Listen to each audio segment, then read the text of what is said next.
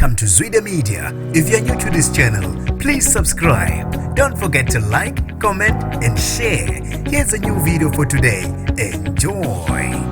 Usuku lenjabulo liphenduke usuku lezinyembezi kubhubha amalungu omndeni amane engozini yemoto. Sanibonani nginibingelele ngiphinde nginamukele kuphina kuphi lanibolo kana le video. Mangoqala usijone lelikhasi wamulekele igama lami ngosibonga konke wakandwande Mothanda ungangibiza intatheli ka YouTube. Kube isihluku kuphela amalungu omndeni amane bephekelele emshadweni engozini yemoto la ukutholane khona i-truck kanye nemonto encane babe sebeshona bonke laba abebese emontweni encane. Lengozi yenzeke ngethuba zabo u6 ekseni phakathi kwembonambi nempangeni babe sebeshona bonke ke laba abangamalungu omndeni abebese emontweni encane. Imbangela yengozi namanje ayikaziyo. Bafethu ke lezi indaba ezibhlungu ngendlela emangalisayo nabantu ke lapha enkundleni zokuxhumana baye bahamba bayodlulisa amazwi enduduzo ngoba basale beshaqekile ngendlela emangalisayo. uNtokozo Mavuthu uthe angikwazi nokukhuluma isikhathi seka December sifikile ingozi zilokhu ikhuphuke injalo sengathi ke